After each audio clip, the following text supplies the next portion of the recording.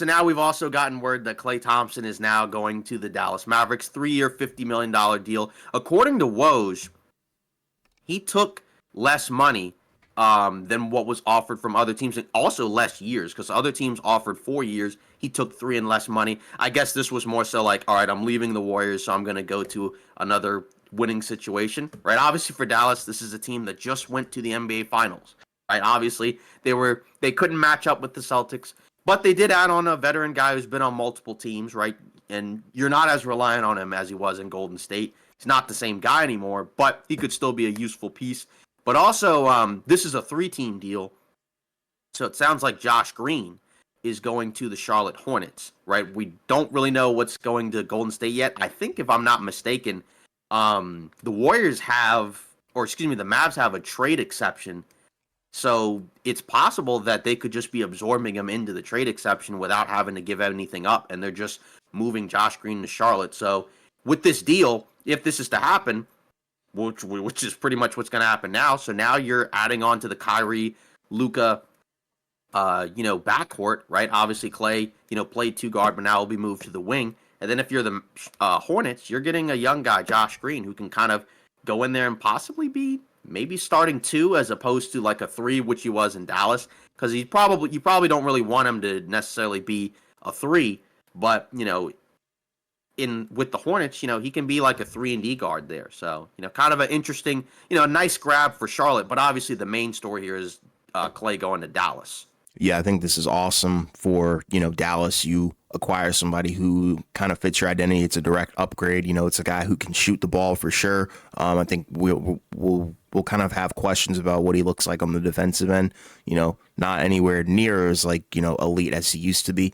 But regardless, I think it's a direct upgrade over Derek Jones Jr. and also, bringing in Najee Marshall. I think you kind of feel really good about those 2 signings. If you're Dallas, and it's a direct upgrade, like I said, and also, it's a for sure win now move. Obviously, they're coming off the finals, so adding on to a backcourt that we know can be successful enough to get to the finals, I think is the right move here. Yeah, I mean, again, it's just interesting because it is less money, but it is a spot where it's a winning situation because, Right. Again, they just went to the finals and their floor is pretty high, right? Where it's like, as long as Kyrie and Luka are relatively healthy, they're going to be, a top, 4 seed in the Western Conference. Yeah. Sure. Do we know where the other offers were? Sorry to cut you off. Yeah. So it sounds like, it sounded like it was mainly Dallas and the Lakers, right? Okay. I guess it sounds like those were kind of the final 2 teams. It sort of being reported, I guess, kind of that like the Lakers could have been an option, but also that like for the Lakers, in order to get him, it'd be much tougher to pull off. Because say like with Dallas, you can just give up Josh Green and basically send him to Charlotte, and you're not really losing a super pivotal part of your team. But say for the Lakers, if you're going to do a sign and trade, you have to give up somebody that's, at least like a decent player on the roster, right? Because like you'd be giving up like a Rui or, somebody else like that. And, if Golden State's not trying to take on any extra players, which it doesn't sound like they are, at least as of right now, then that's the other factor too, right? Because you'd have to get possibly a 3rd team in that deal. So it comes down to, it sounds like Dallas's situation was a lot easier to pull off in terms of bringing Klay in. So, again, that's tough if you're a team, that lost out on him. Because like, say like with the Lakers, like there's no one else really left. Like, Yeah. what do you do? Like, what's the next guy you're going to try to bring in? Like DeMar DeRozan? Like that's Right. even though he's a better player than Klay, if that were to happen, that's a much more difficult fit next to LeBron and AD. So For sure. that would be, that would obviously be a great grab for Dallas. Yeah. It sounds like okay, so now Chris Haynes is saying Golden State is still working through details with Dallas, and I'm told the deal is not close at this point. I don't know why he's the only one saying that, but everyone else is saying it's done. Maybe they're just trying to add extra stuff, but I don't know. Yeah, that's interesting. I guess it's another situation to monitor, and obviously, if there's another update, we will stitch that onto this video as well. Yep, and then also Nick Batum joining the Los Angeles Clippers in a reunion.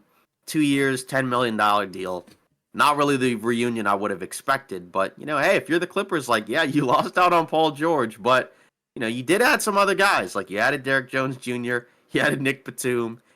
you added Kevin Porter Jr. So, again, kind of interesting.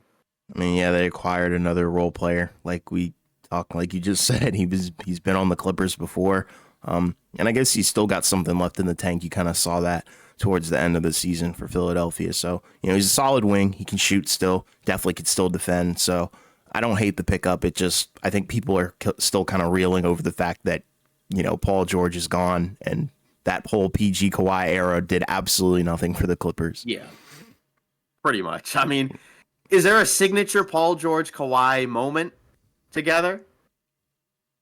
If you want me to be real, no. I think they put up some very awesome performances, but it's like together, obviously, but nothing that makes me like put them like top 5 duo all time or anything like that, obviously, or even like a top duo all time in general. So pretty forgettable if you ask me. I think the marketing for it was awesome. Like, the hype for it was real, but it just never lived up to the expectations.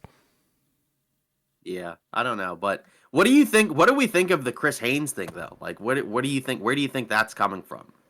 I mean, I like the wording up until the part where you said not close at all. That worries me, considering I think it was Woj who put out. Yeah, it was Woj and I think Shams as well. Both of them. So Woj and Shams put it out, and it's like Chris Haynes put it out too. Yeah, I do. I trust Woj and Shams, but I know with Chris Haynes, he's very close with the players. So that's kind of what is making me a little bit skeptical. But at the end of the day, like, I think this is still probably going to happen. I think it's going to happen. I just think the details are probably going to look a little bit different. That's what Jake it sounds Fisher, like to me. Yeah, Jake Fisher is saying what goes back to the Warriors has not yet been finalized. So that's probably kind of the final piece where they're trying to figure out, like, what goes there. Because that's the thing about, like, a 3-teamer deal is that those can sometimes be a little bit harder to execute because you have to figure out, like, what are we sending, to each team and all that. But, like, I mean, I don't know. Like, just kind of wild, just kind of random. But, it's just funny because we've had to kind of, because now Anthony Slater for The Athletic is saying the Warriors haven't agreed to any Klay Thompson sign and trade to Dallas at this point. Could still happen, but negotiation/finalization would still be needed. So now you have a second guy coming out saying that this isn't official. So I don't know what's up with that. Yeah, I mean, negotiations. I'm going could still happen, but negotiation/finalization would still be needed. I just feel like if we're hearing it from Woj and Shams, I just feel like those two guys have so much credibility in the NBA world where it's like it's gonna happen. Like, and the way that they worded it was Thompson agrees to a 3-year deal with Dallas as part of a multi-team sign and trade. So that signifies, I think, that it's going to still happen. Like, like you just said, but it's the minor details. Yeah, exactly. Yeah, just wow, what a developing story. Just kind of funny, right? Because we were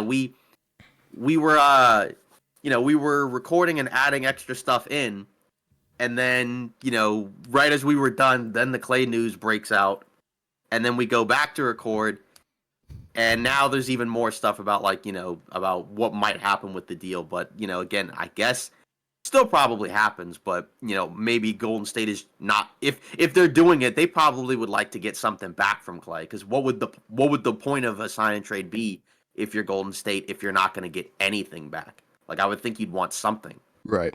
And I think that's but if you're what they're Golden figuring State, out. what do you want back? Because we thought it might be Josh Green, but if he goes to Charlotte, then what goes from wherever to Golden State? Yeah, that would intrigue me. From Charlotte. I mean, what kind of capital do they have to give up, though? Like, what are their assets looking like? I'm going to assume nothing that would help Golden State win now. Right. Also, not them not paying, like, not even wanting to pay 3 years, $50 million is kind of insane to me. Because, like, that's such a low, annual value. Yeah. Yeah, but, yeah, just, kind of a funny developing story.